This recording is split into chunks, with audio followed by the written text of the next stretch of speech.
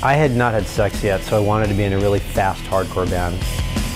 I'm an angry nerd. No girls will talk to me like, we're now in distribution abundance.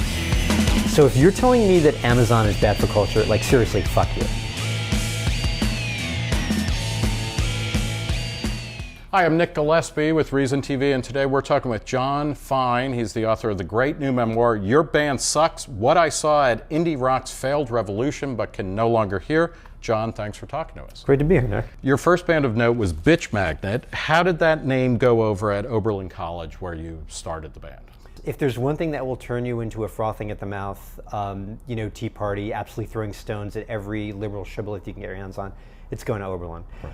Clearly we were trying to poke the beast somewhat if we were calling a band Bitch Magnet at Oberlin. Our flyers got routinely torn down, but I want to be clear about this. You're giving us a lot of credit if you assume a lot of forethought went into naming the band. We were sitting around the radio station, we had a flyer, there was a blank space where the name should go. I made a joke, the bassist thought it was hilarious. I mean, that was it. How did you define, and I realize you're looking back on this, the function of the band you were in? What was the point of it? What were you trying to express or kind of inhabit by having a band? I had not had sex yet, so I wanted to be in a really fast, hardcore band, which was a pretty common male response to that milieu. I'm an angry nerd. No girls will talk to me like,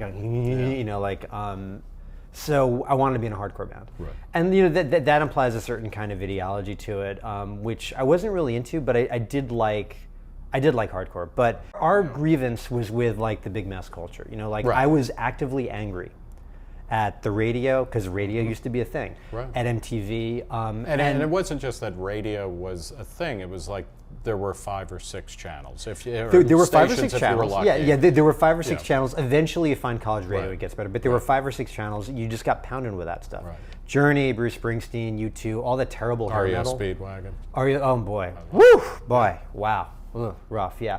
I mean, REO Speedwagon, my freshman year in high school, they'd sold like 10 million copies of a terrible record. It was everywhere. Yeah. And it just pisses you off. So what was the source of the anger with mass culture? Because, this is one of the things that Reason talks a lot about, I'm certainly interested in, is in the breakup of old models of mass culture. There's still mass cult out there, but what wasn't being fed by the 3 or 4 major record labels, the 3 or 4 TV stations, MTV, which I guess by the mid-'80s were at least playing black artists and some heavy metal, like they had Headbangers Ball by them, but it was they're playing segregated Motley Crue away. and Def Leppard. They're not playing Voivod. Right. But to your point, I just felt that there was a lot that was not being said. I've made this example before, but like Howard Jones had a song called Things Will Only Get Better, this really annoying, bouncy, super optimistic, and I was like, you're actually wrong. Like, things suck and they're getting worse, and how dare you, I actually got angry about it. How dare you say this to me? But you couldn't find music easily that was talking about the other stuff. You couldn't find it that there was, beyond the I love you, beyond I've got a giant willy and my hair is really tall, and like beyond, you were mine, or beyond I'm sad. I mean, there was so much shading I wanted to get at. And it was nowhere. So you take a band like Sonic Youth. They went from releasing EPs, not being known by anybody, to headlining massive. Their last show was like a massive festival in Brazil, which probably had like 10 million people at it or something like that. What does that say about the trajectory of not just our culture per se, but the kind of means of production of culture and consumption of culture? What has changed, and is that a good thing or a bad thing? The trajectory of Sonic Youth is really one of a kind. You've got a band that never really sold a great deal of records in America, probably in the grand scheme of things didn't sell that many worldwide, but they were known, and everybody, they became part of the cultural conversation enough that you were a reasonably with it person, which is to say any educated white collar person in any one of a million professions kind of has to have an opinion about them. Right. They're pretty unique. But what you're talking about if we're talking about the 35-year swath of Sonic Youth's career from the early 80s until when they broke up, I think 2 years ago. Right. Obviously, all of the distribution scarcity and the channel restrictions I'm talking about on this music got blown open. Obviously now you can find anything online. You can go down a YouTube K-hole for, you and I could be like, we're going to spend the next half hour drinking beer and listening to Czechoslovakian hardcore from 1983 to 1985. And it would be awesome. And I will totally do that, by the way. We are now in, to use the kind of trite term, we're now in distribution abundance. Right. And that makes it very different. But I don't think that really quite ties into why Sonic Youth hit it really big, or why, you know, certain things are happening. It just has to do with that, you know, eventually the old stuff was going to get blown up. Honestly, the ubiquity of distribution, it's absolutely a net good for humanity. I mean, like, in interviews I get people asking me like, but wasn't it better? And I'm like, look, I miss record stores, I miss bookstores.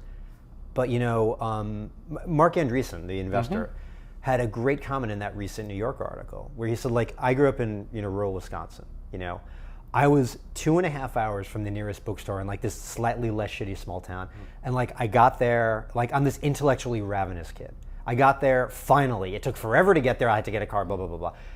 And it was full of like cat toys. So if you're telling me that Amazon is bad for culture, like, seriously, fuck you. Yeah. I totally get that.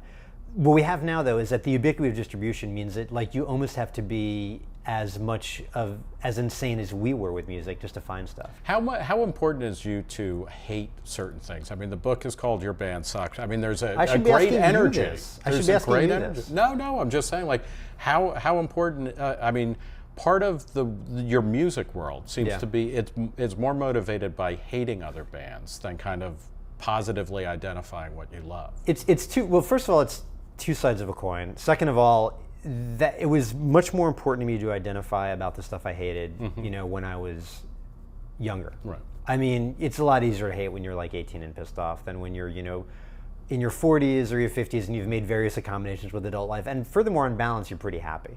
And I think anytime you're identifying really strongly with a subculture that's essentially a minority in America, whether it's honestly like weird underground music or libertarianism, like, you know, you got to know that, you know, you're going to be kind of despised, that like your arguments are broadly not going to be understood, and that you got to be a little pugilistic about it. And furthermore, you understand yourself not by just the people around you, but by the people who are not around you and who are doing the things you think are weak and inept. Okay, well, we'll leave it there. We've been talking with John Fine. His new memoir, Your Band Sucks: What I Saw at Indie Rock's Failed Revolution But Can No Longer Hear, is a great read. Check it out. John, thanks so much for talking. Absolutely a pleasure. Thanks for having me. For Reason TV, I'm Nick Gillespie.